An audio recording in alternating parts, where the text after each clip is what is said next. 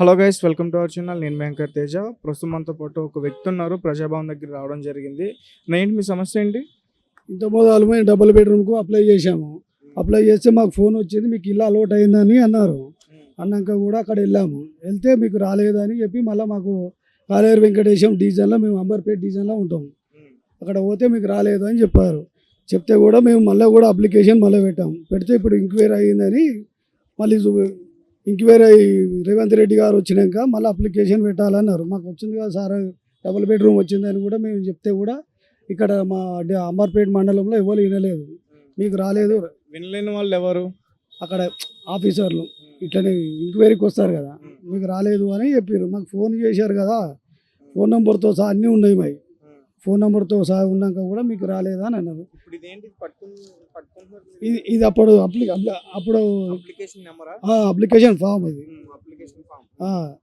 ఈ number, Aadhaar card మొత్తం phone నెంబర్తో సహా ఉన్నాక కూడా వస్తుంది రెండో విడతలో వస్తుంది అన్నారు. రెండో విడతలో ఆల్రెడీ ఫోన్ వచ్చినాక కూడా మాకు డబుల్ బెడ్రూమ్ ఇవ్వలేదు. మా ఇంటి పక్కన వాళ్ళకు వాళ్ళకు వచ్చింది, మాకు ఇంతవరకు ఇంకా రాలేదు సార్. అట్లా మళ్ళీ కూడా అప్లికేషన్ చేయడానికి పెడితే కూడా ఇప్పుడు కూడా ఎంక్వైరీలో ఉన్నది మీది అని మళ్ళీ రాశారు. ఇప్పుడు రేవంత్ రెడ్డి ప్రభుత్వంలో అక్కడ కౌంటర్లో ఆఫీసర్లు ఉన్నారు కదా, వాళ్ళు కలిశారు. మాతో ఒక 2 minutes మాట్లాడారు సార్. మీకు మీరు చేశారు చేశారు సార్, ఉన్నదని చెప్తున్నారు. ఇప్పుడు రేవంత్ రెడ్డి ప్రభుత్వంలో అప్లికేషన్ చేసిన ఫామ్లో మాత్రం మీ పేరు ఉన్నది అని చెప్పారు. ఇంత అయితే లేదు. అప్లికేషన్ పెట్టుకున్నది గత ప్రభుత్వంలో కదా? లేదు, ఇప్పుడు కూడా పెట్టాం సార్. మొన్న అప్పుడు పెట్టాము, ఇప్పుడు పెట్టాము. అప్పుడు రాజశేఖర్ రెడ్డి పీరియడ్లో కూడా పెట్టాము, అవి రాలేదు. మన ఇందిరమ్మ ఇల్లులో కూడా పెట్టాము, రాలేదు. మేము కనీసానికి నాకు తెలివి వచ్చినాక నేను 6 సార్లు ఓటేశాను. ఇప్పుడు మన కేసీఆర్ ప్రభుత్వంలో కూడా నేను 2 సార్లు ఓటేశాను. నా కుటుంబంలో 4, నా 2 పిల్లలు, నా మొత్తం 2 సార్లు ఓటేసాం. మాకు ఇంతవరకు ఇల్లు రాలేదు, గవర్నమెంట్ ఆదాయం ఏమి లేదు.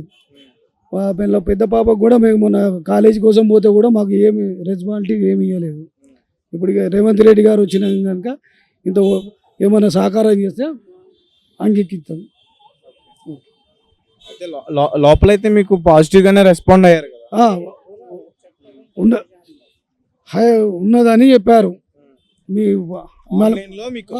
ఆన్లైన్లో మీ పేరు ఉంది, వస్తుంది, మీకు వస్తుంది. కానీ ఎంక్వైరీకి వస్తారు, టైం పడుతుంది అని చెప్పారు. ఎన్ని రోజులు టైం పడుతుంది? ఇక అది వాళ్ళు చెప్పలేదు సార్. మరి అడగాలి కదా. ఫోన్ వస్తుంది మీకు అని చెప్పారు సార్, అంతే. ఇప్పుడు మీరు ఇక్కడికి ఎందుకు వచ్చారు? ఇది మరి మాకు ఆన్లైన్లో ఉన్నదా లేదా అని చెక్ చేసుకోవడానికి వచ్చారు, కరెక్టే. ఎన్ని రోజులు టైం పడుతుంది, ఎన్ని రోజులకి వస్తుంది అని అడగాలి. అదే అడిగితేనే మీకు ఫోన్ చేస్తారు. ఫోన్ వచ్చినప్పుడు అప్పుడు ఆఫీసర్లు మిమ్మల్ని రమ్మంటారు అని అన్నారు. ఇది సంఘటన జరిగిన వాస్తవం. లోపలైతే మీకు పాజిటివ్గానే చేశారు సార్. వాళ్ళు మీరు మీ నంబర్ లేదు, ఏమీ లేదు పో అని అయితే ఏమనలేదు వాళ్ళు.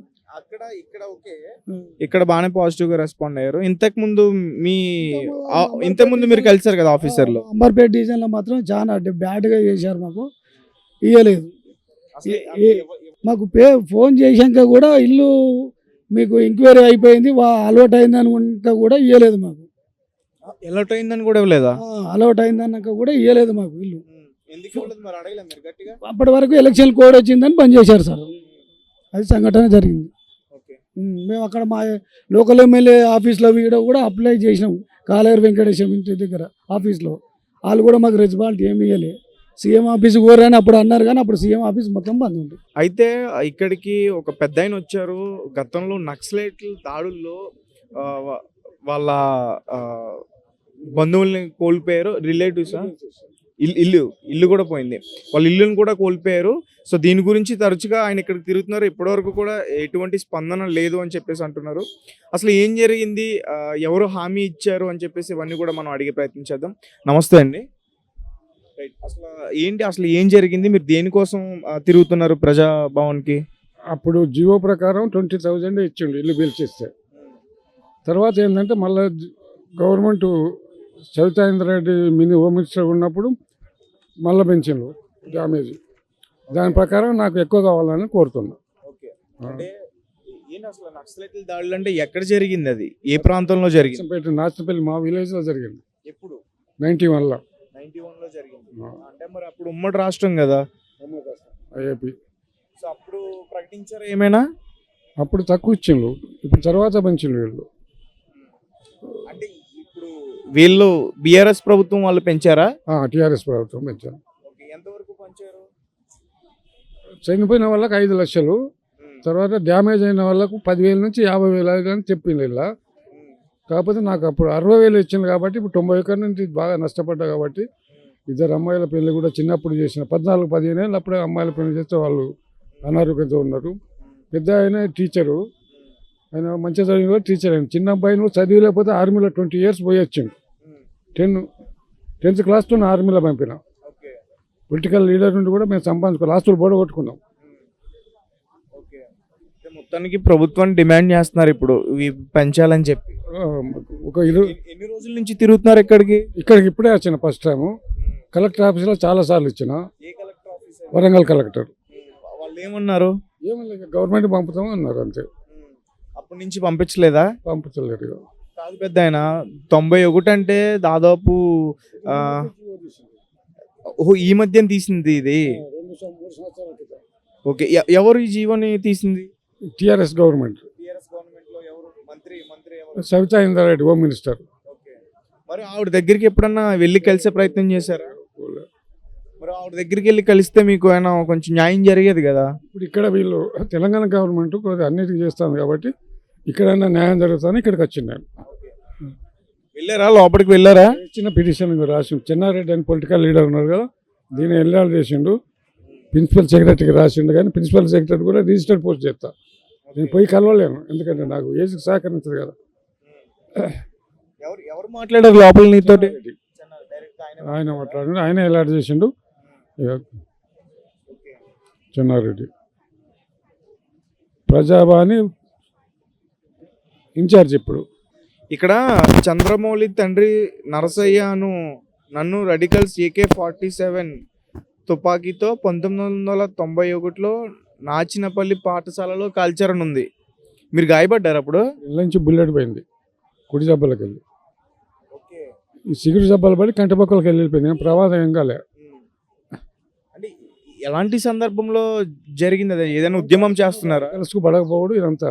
అర్థం కాలేదు. ఓంకార్కును రాడికల్స్ పడకపోవడం ఇదంతా. ఓంకార్ రాడికల్ వాళ్ళతో బాగా తగాదా పడ్డాడు. వాళ్ళు దొరికిన చంపేసారు.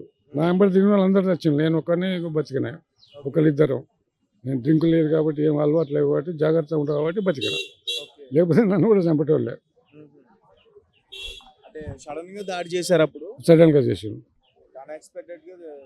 జరిగిపోయింది. ఇప్పుడు ఎలా ఉంది? మీ ఆరోగ్యం బాగానే ఉందా? కానీ ఏం పని చేయక 8 years కాబట్టి ఏం పని చేయలేను. కూర్చొని వెళ్ళిపోయాను. కంటి పక్కల నుంచి పోయింది, సిగురు జబ్బలు పడి కంటి పక్కల నుంచి పోయింది. పింఛన్ కూడా లేదు నాకు, లేదు.